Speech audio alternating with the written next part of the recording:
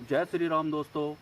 आज मैं आपको बताऊंगा कि क्यों अपने मृत परिजन की फ़ोटो से बातें नहीं करनी चाहिए। दोस्तों, अगर हमारी ज़िंदगी का कोई ऐसा इंसान हमें छोड़कर चला जाता है जो कि हमारे लिए बहुत ख़ास रहा हो, तो हम उसे काफ़ी लंबे समय तक भूल नहीं पाते, क्योंकि हमारी जो भावनाएं होती हैं वो उस शख्स के साथ बहुत गहरी होती हैं। और उस इंसान के चले जाने के बाद उसकी फ़ोटो जो कि दीवार पर लगी रहती है, हम उससे बातें भी करने लगते हैं। और जब हम अपने किसी मृत परिजन की फ़ोटो से बात कर रहे होते हैं, उस समय हमारा भाव ये रहता है कि हमें ऐसा महसूस होता है कि वो हमारे सामने ही है और हमसे बात कर रहा है। क्योंकि दोस्तों, जीते जी भी वो इंसान हमारे लिए काफ़ी अहमियत रखता था, लेकिन उसके चले जाने के बाद हम उसे भूल नहीं पाते हैं और उसकी फ़ोटो से भी बात करने लगते हैं। या फिर मैं ये कहना चाहूँ कि वो इंसान चाहे इस दुनिया को छोड़कर जा चुका हो, लेकिन वो हमारे दिल में हमेशा जीवित रहता है। लेकिन दोस्तों, हमें ये नहीं पता होता कि जिस भी मृत परिजन की फ़ोटो हमने दीवार पर लगा रखी है, जिससे हम अक्सर बातें किया करते हैं, हमें ये पता नहीं रहता कि उसकी आत्मा इसी घर में रहती है या फिर प्रेतलोक में कहीं विचरण कर रही है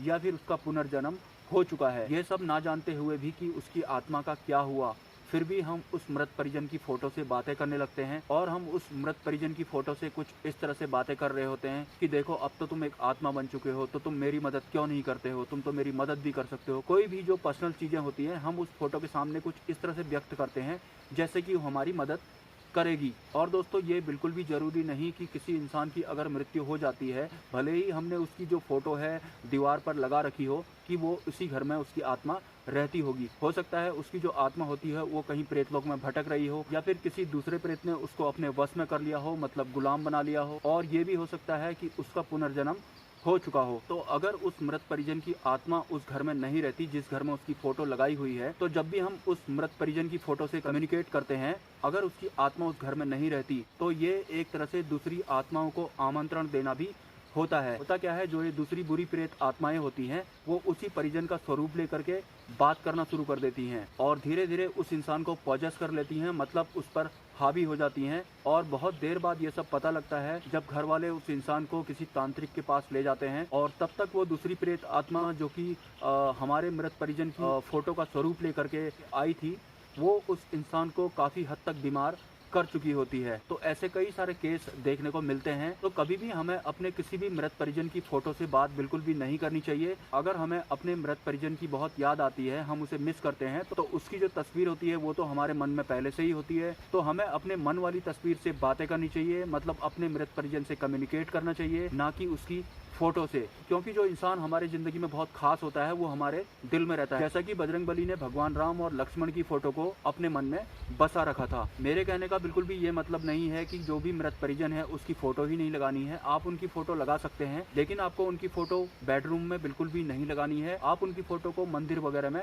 लगा सकते हैं, या फिर जो ड्राइंग रूम होता है जहाँ पर काफी लोग बैठने वाले होते हैं वहाँ पर भी लगा सकते हैं। लेकिन भूल कर भी अपने किसी भी मृत परिजन की फोटो को अपने बेडरूम में नहीं लगाना चाहिए। क्योंकि दोस्तों, ये जो पैरानॉर्मल वर्ल्ड होता है, इसमें बुरी प्रेत आत्माएं हमेशा एक्टिव रहती हैं, मतलब वो हमेशा मौके की तलाश में रहती हैं। और हम जब अपने मृत परिजन की फोटो से बात कर रहे होते हैं, उस वक्त जो ये बुरी प्रेत आत्माएं होती हैं वो उस मौके का फायदा उठाकर हमारे उसी मृत परिजन की छवि लेकर हमसे बातें भी करने लगती हैं, और तो और उन्हीं का स्वरूप लेकर दिखाई भी पड़ती हैं। और हम खुश भी होने लगते हैं कि हमारा जो मृत परिजन है, जो हमारे दिल के बहुत करीब था, वो तो हमसे बात भी करने लगा है और हमें दिखाई भी देने लगा है। तो हमेशा आप ध्यान रखें, अगर आपको अपने मृत परिजन से बात करनी ही है, तो आपको जो भी कम्युनिकेट करना हो उस कम्युनिकेशन को अपने मन तक ही रखें। क्योंकि दोस्तों, जो भी ये भूत प्रेत होते हैं, ये डायरेक्टली किसी के शरीर के अंदर नहीं प्रवेश कर सकते। लेकिन अगर भूलवश हम किसी मृत परिजन की फोटो से बात कर रहे होते हैं, तो उस वक्त हम एक आत्मा से बात कर रहे होते हैं जो उसमें है ही नहीं। तो जो दूसरी आत्माएं होती हैं वो उसे एक तरह से आमंत्रण समझती हैं, और अगर बाद में कोई तांत्रिक उन्हें पकड़ भी लेता है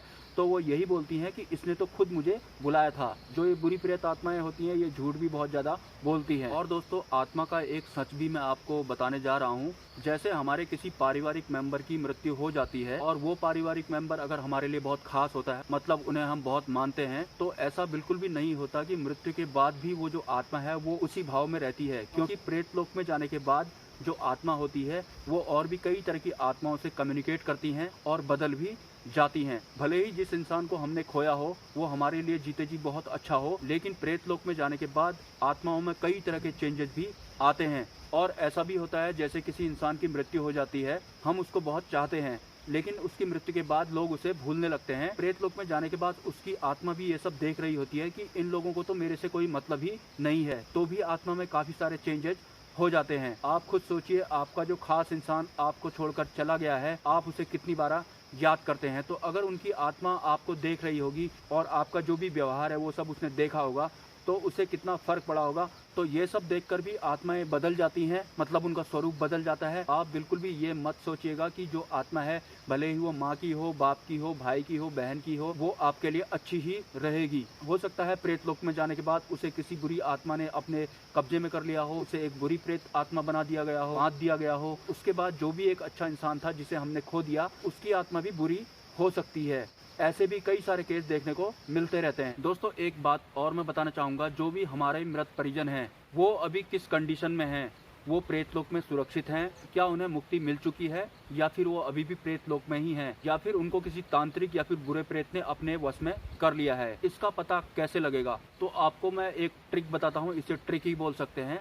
अगर हमारे मृत परिजन हमको सपनों में अकेले दिखाई पड़ते हैं, मतलब उनके साथ कोई दूसरा नहीं दिखाई पड़ता है, तो इसका मतलब ये है जो हमारे मृत परिजन की जो आत्मा है वो अभी भी प्रेत लोक में ही विचरण कर रही है। लेकिन अगर हमारे मृत परिजन हमको किसी और के साथ सपनों में दिखाई पड़ते हैं जिसको हम बिल्कुल भी नहीं जानते, तो ये इस बात का संकेत देता है कि जो भी दूसरा अननोन इंसान उनके साथ दिखाई पड़ रहा है वो वही बुरा प्रेत होता है जिसने उनकी आत्मा को कैद कर लिया होता है। और अगर जो बिल्कुल ही नहीं दिखाई देते हैं, तो ये इस बात का संकेत देता है उनको किसी तांत्रिक ने या फिर किसी बुरे प्रेत ने पूरी तरह से बंद किया हुआ है, मतलब कैद किया हुआ है। और प्रेत लोक में इस तरह की घटनाएं होते रहती हैं, मतलब प्रेत लोक में आत्माओं का एक तरह से कारोबार होता है। दोस्तों, ये जो वीडियो है मैं किसी को डराने के लिए या फिर किसी भी तरह का कोई अंधविश्वास फैलाने के लिए नहीं बना रहा हूँ। मुझे पैरानॉर्मल वर्ल्ड के बारे में कुछ ऐसी जानकारियां हैं जो मुझे नहीं लगता कि किसी दूसरे इंसान को अभी तक हुई हैं, तो मैं एक एक करके इनके जो पेज होते हैं वो अपने वीडियो के माध्यम से खोलता